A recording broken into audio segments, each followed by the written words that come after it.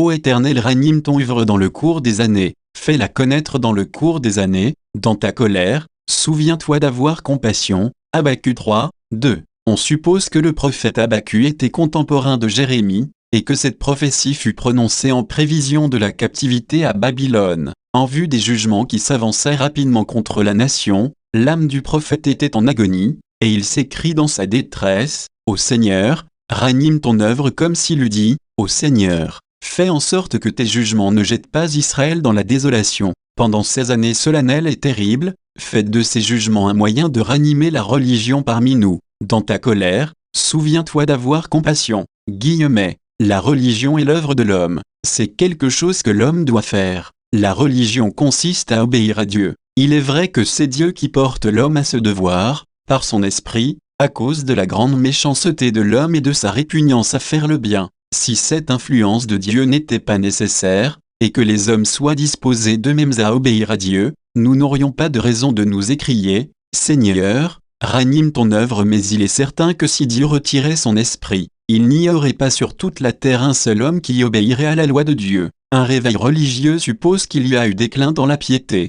Presque tout ce qu'il y a de religion dans le monde a été produit par des réveils. Dieu a décidé de profiter de la sensibilité des hommes pour produire chez eux des émotions puissantes avant qu'ils puissent les amener à obéir. Les hommes sont tellement paresseux dans ce domaine, il y a tant de choses qui détournent leur esprit de la religion et s'opposent à l'influence de l'Évangile, qu'il est nécessaire de susciter chez eux une émotion intérieure telle que la marée monte et balaie tous les obstacles. Les hommes ont besoin de ce stimulant pour rompre avec les influences contraires, sans quoi ils ne sont pas disposés à obéir à Dieu. Considérez l'histoire des Juifs, et vous verrez que Dieu avait l'habitude de maintenir la religion parmi eux au moyen d'occasions spéciales. Quand le peuple se trouvait profondément ému, il revenait à l'Éternel. Après un réveil semblable, il ne s'écoulait jamais beaucoup de temps avant que de nouvelles influences contraires ramènent un déclin de la piété, déclin qui allait croissant jusqu'à ce que Dieu, par son esprit, ait pour ainsi dire le temps de convaincre son peuple de péché et de le châtier par sa providence.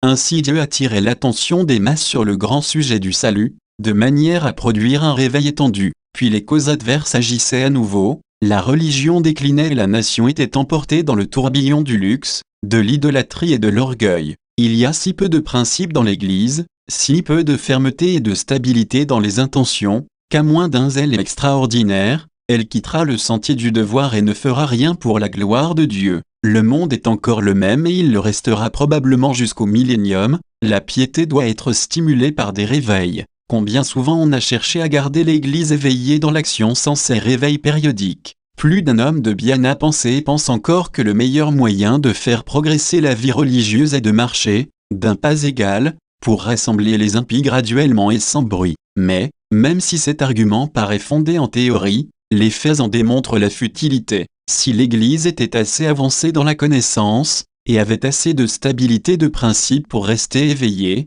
la marche ci-dessus suffirait. Mais l'Église est si peu éclairée, il y a tant d'influences contraires, qu'elle ne peut pas travailler avec persévérance sans stimulant. Il est très désirable que l'Église avance par elle-même dans l'obéissance. Notre système nerveux est tel que toute excitation puissante prolongée nuit à notre santé et nous rend incapables d'accomplir notre devoir. Si jamais la piété doit avoir une influence pénétrante sur le monde, il faut en finir avec cette religion spasmodique. Quand le millénium sera venu, on n'aura plus besoin de ces efforts extraordinaires. Alors on ne verra plus les chrétiens dormir la plus grande partie du temps pour se réveiller à l'occasion, et se rendormir encore, mais, pour le moment, l'état du monde chrétien est tel qu'il serait antiphilosophique et absurde de s'attendre à pouvoir faire progresser la religion sans ces stimulants. Les nombreuses agitations politiques et mondaines qui troublent la chrétienté sont toutes hostiles à la piété, et détournent l'esprit des intérêts véritables de l'âme. Il est impossible que la religion fasse jamais de progrès parmi les païens sans réveil religieux. On essaie maintenant d'obtenir ces progrès par l'éducation et par d'autres améliorations douteuses et progressives,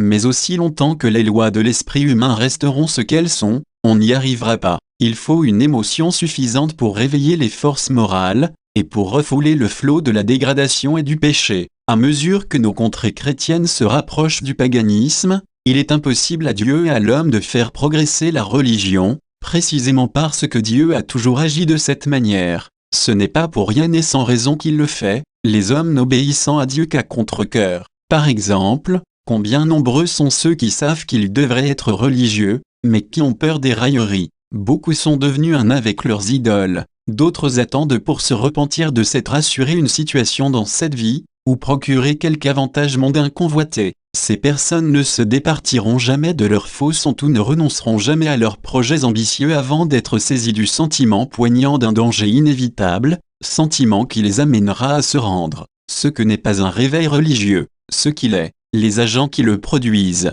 1. Un réveil n'est pas un miracle. 1. On a généralement défini un miracle comme une intervention divine qui met de côté ou qui suspend les lois ordinaires de la nature. En ce sens, un réveil n'est pas un miracle. Toutes les lois de la matière et de la pensée restent en vigueur. Elles ne sont ni suspendues, ni mises de côté par le réveil de « ce n'est pas non plus un miracle », d'après une autre définition du mot miracle, quelque chose qui est au-dessus des pouvoirs de la nature. Il n'y a rien dans la religion qui soit au-dessus des pouvoirs ordinaires de la nature. Elle consiste à tous égards dans un juste exercice de ses pouvoirs. Rien de plus, rien de moins. Lorsque les hommes deviennent pieux, ce n'est pas qu'ils aient été rendus capables d'accomplir les efforts dont ils étaient auparavant incapables. Ils usent seulement d'une manière différente, et pour la gloire de Dieu, de force qu'ils avaient déjà. 3. Un réveil, dans aucun sens, n'est un miracle ou ne dépend d'un miracle. C'est le pur et simple résultat philosophique d'un usage convenable que nous faisons de moyens établis par Dieu. Les apôtres n'opéraient des miracles que pour attirer l'attention sur leur message et pour en établir la divine autorité.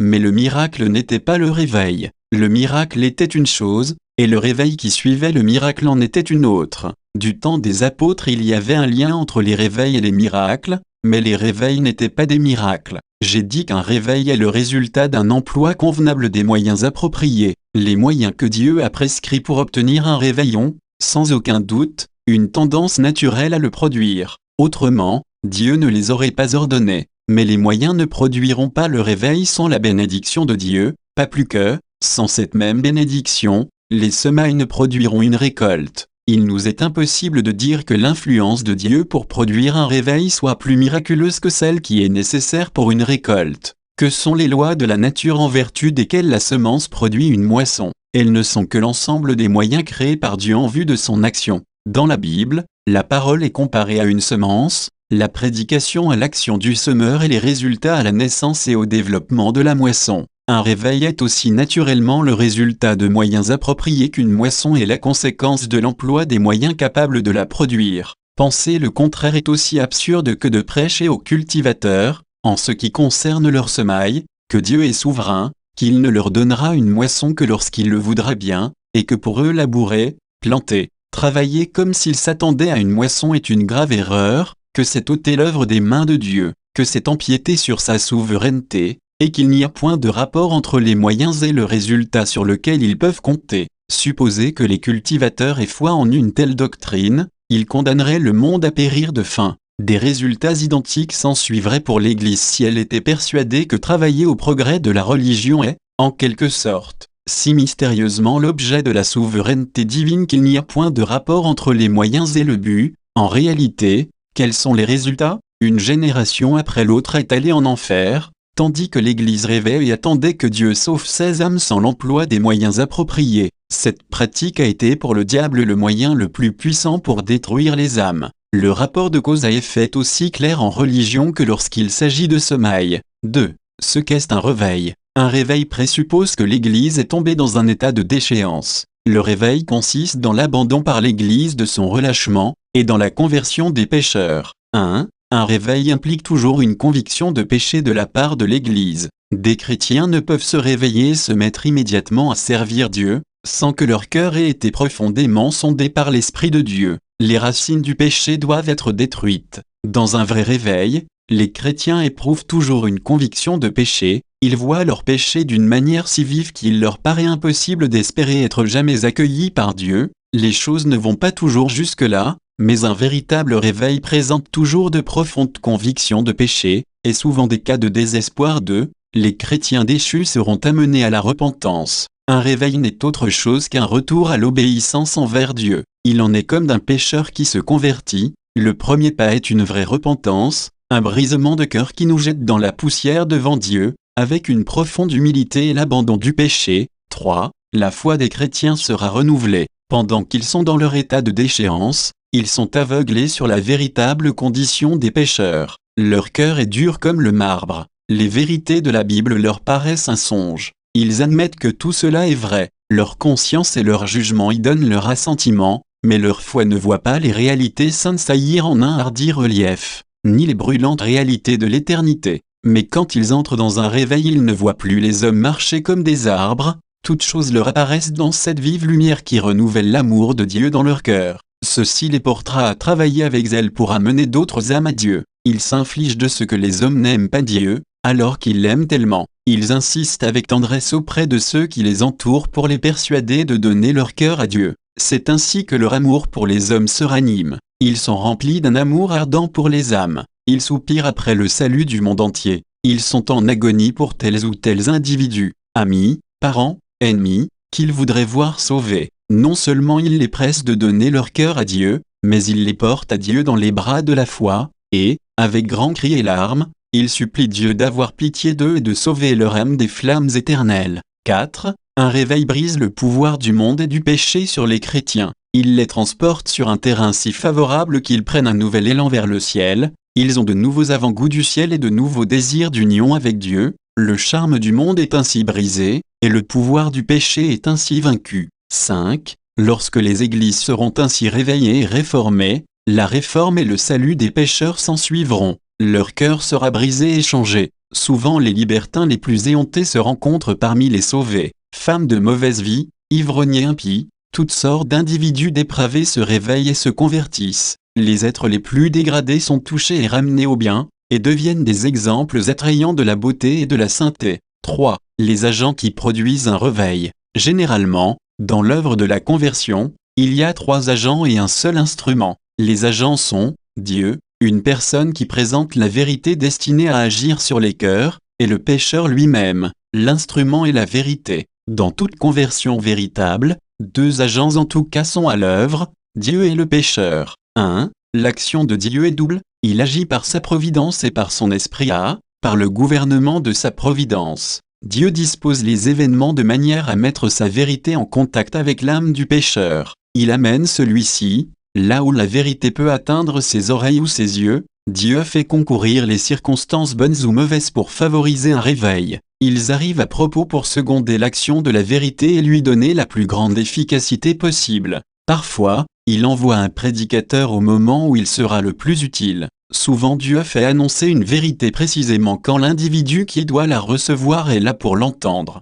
B. Par l'action de son esprit. Comme il a un accès direct à la vie intérieure de l'âme, et qu'il connaît infiniment bien toute l'histoire et l'état de chaque pécheur individuellement, il emploie la vérité la mieux adaptée à son cas particulier et la fait ensuite pénétrer avec une puissance divine. Il lui donne une telle vie, une telle force, une telle énergie que le pécheur est saisi, pose les armes de la rébellion, et se tourne vers le Seigneur. La vérité se présente alors sous un tel aspect qu'elle écrase l'homme le plus orgueilleux, comme sous le poids d'une montagne. Si les hommes étaient disposés à obéir à Dieu, la vérité, étant suffisamment claire dans la Bible, la prédication pourrait leur apprendre tout ce qui leur est nécessaire de savoir. Mais comme ils répugnent absolument à lui obéir, Dieu l'entoure d'un éclat particulier et jette souvent dans l'âme un torrent de lumière tel que le pécheur est convaincu et ne peut plus résister. Il se soumet à la vérité, il obéit à Dieu, et il est sauvé. 2. L'homme est habituellement employé comme agent dans un réveil. Les hommes ne sont pas dans la main du Seigneur de simples instruments. C'est la vérité qui est l'instrument. Le prédicateur est un agent moral, il agit, il n'a pas la passivité d'un instrument, c'est volontairement qu'il travaille à la conversion des pécheurs. 3. Le pécheur lui-même est agent dans un réveil. La conversion d'un pécheur consiste dans son obéissance à la vérité. Il est donc impossible que sa conversion ait lieu sans sa coopération, puisque cette conversion consiste en ce qu'il agit comme il doit le faire. Il est amené à cela par Dieu et par les hommes. Ceux-ci agissent sur leurs semblables non seulement par leur langage, mais aussi par leurs regards, leurs larmes, leur conduite journalière. Voyez cet homme impénitent qui a une femme pieuse. Le regard de celle-ci, sa tendresse, sa dignité à la fois pleine de solennité et de compassion, selon le divin modèle de Christ, sont pour lui un sermon continuel. il est obligé d'en détourner son attention parce qu'il est pour lui un reproche. Il entend, tout le long du jour, un sermon résonner à ses oreilles. Les hommes ont coutume de lire sur la physionomie de ceux qui les entourent. Souvent les pécheurs lisent l'état intérieur d'un chrétien dans ses yeux. S'ils sont pleins de légèreté, ou d'inquiétude et de diplomatie mondaine, les pécheurs s'en aperçoivent. S'ils révèlent la plénitude de l'Esprit de Dieu, les pécheurs le voient aussi. Souvent les incrédules arrivent à être convaincus de pécher uniquement en voyant la physionomie de tel ou tel chrétien. Quelqu'un vint un jour visiter une fabrique pour en voir les machines. Sa physionomie révélait des dispositions sérieuses, car il avait pris part à un réveil. Les ouvriers le connaissaient tous de vue et savaient qui il était. L'une des ouvrières le vit, chuchota une plaisanterie à sa camarade, et se mit à rire. Le visiteur s'arrêta et la regarda avec tristesse. À son tour, elle s'arrêta, son fil se rompit et elle était si agitée qu'elle ne put pas le renouer. Pour se calmer, elle regarda par la fenêtre, puis essaya de nouveau de se remettre au travail. À plusieurs reprises elle lutta pour se ressaisir. À la fin elle s'assit, accablée. Alors le visiteur s'approcha d'elle et lui parla. Elle manifesta bientôt une profonde conviction de péché. Un sentiment semblable se répandit comme du feu à travers toute la fabrique. En peu d'heures, presque tous les ouvriers se trouvèrent sous une conviction de péché, tellement que le propriétaire, quoique mondain, fut stupéfait et demanda qu'on arrêtât le travail et contint une réunion de prière. En peu de jours, le propriétaire et presque tous les employés de l'établissement présentèrent les symptômes d'une vraie repentance. Le regard de cet homme, sa physionomie grave, ses sentiments de compassion, furent un reproche pour la légèreté de cette jeune fille et l'amenèrent à la conviction de péché. Tout le réveil qui en résulta eut pour point de départ, dans une grande mesure, ce petit incident. Si des chrétiens éprouvent eux-mêmes pour la religion des sentiments profonds, ils susciteront ces mêmes sentiments partout où ils iront. S'ils sont froids, légers ou frivoles, ils détruiront inévitablement toute bonne disposition,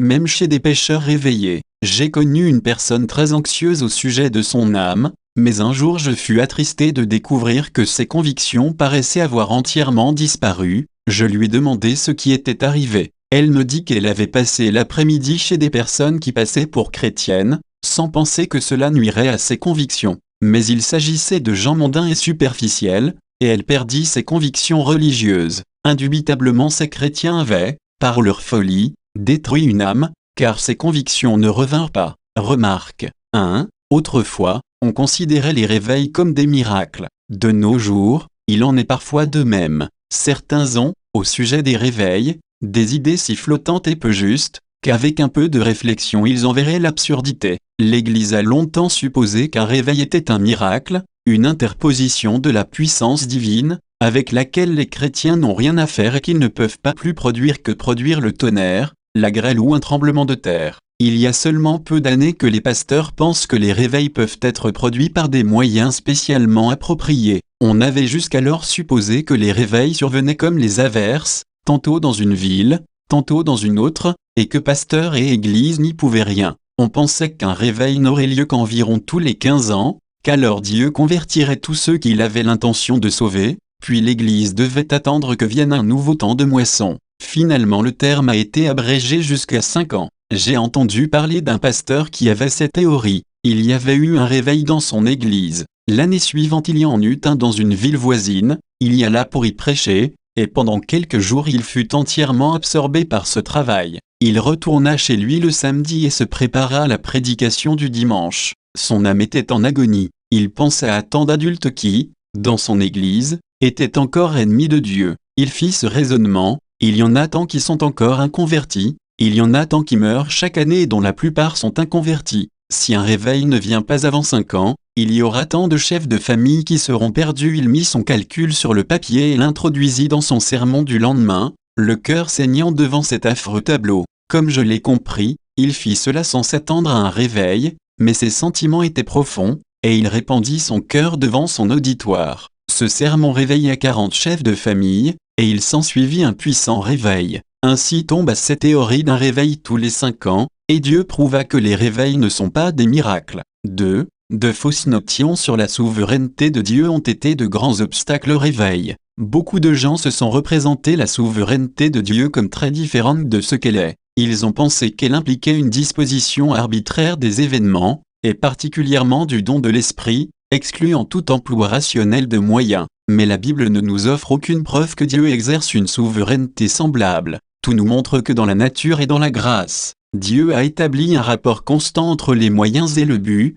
Il n'y a pas un seul événement naturel dans lequel n'intervienne son action. Il n'a point bâti ce monde comme une vaste machine qui puisse marcher seule sans qu'il continue à s'en occuper. Il ne s'est pas retiré de l'univers pour le laisser agir seul. Dieu exerce une surveillance et une autorité universelle, et cependant tout événement dans la nature a été amené par des moyens. Néanmoins, il est des gens terriblement effrayés par tout effort direct en vue d'un réveil. Il s'écrie, c'est par votre propre force que vous essayez de le susciter. Prenez garde, vous vous immiscez dans la souveraineté de Dieu. Vous feriez mieux de suivre la voie habituelle et de laisser Dieu accorder un réveil quand il le jugera bon. Dieu est souverain, et c'est très mal de votre part d'essayer de produire un réveil seulement parce que vous pensez qu'il est nécessaire. Voilà précisément le genre de prédication que le diable désire. Les hommes ne peuvent faire l'œuvre du diable d'une manière plus efficace qu'en prêchant ainsi la souveraineté de Dieu comme étant une raison pour ne rien faire en faveur d'un réveil.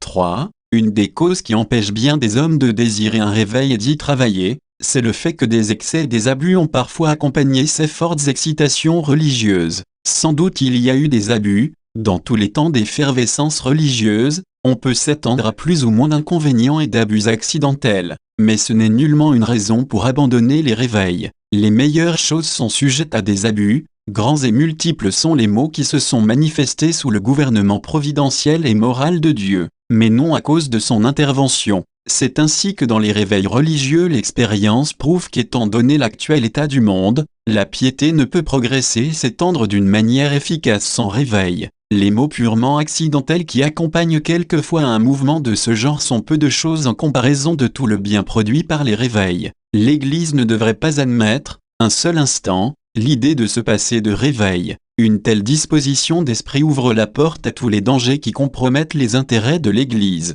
C'est la mort de la cause d'émission et cette erreur entraîne la condamnation du monde. Je ne pense nullement à prêcher sur les réveils de manière à ce que vous puissiez dire à la fin, nous savons ce qu'est un réveil, et qu'après vous restiez sans rien faire. Voulez-vous suivre les instructions que je vous donnerai d'après la parole de Dieu, et les mettre en pratique dans votre propre vie? Voulez-vous en faire profiter vos familles, vos connaissances, vos voisins, et toute la ville que vous habitez? Ou voulez-vous passer votre temps à vous instruire au sujet des réveils, sans rien faire en leur faveur? Je désire qu'à mesure que vous apprendrez quelque chose sur les réveils, vous le pratiquiez, et que vous vous mettiez à l'œuvre pour voir si vous ne pouvez pas contribuer à produire un réveil ici parmi les pécheurs. C'est maintenant que vous devez décider si vous voulez agir ainsi ou non. Vous savez que nous appelons les pécheurs à décider sur le champ s'ils veulent obéir à l'Évangile, et nous n'avons pas plus le droit de vous laisser le temps de délibérer pour savoir si vous voulez obéir à Dieu que nous n'avons le droit de laisser les pécheurs agir ainsi. Nous vous appelons donc à vous unir maintenant pour prendre devant Dieu l'engagement solennel de faire votre devoir à mesure que vous aurez appris à le connaître, et que vous prierez Dieu de répandre son esprit sur cette Église et sur toute la ville.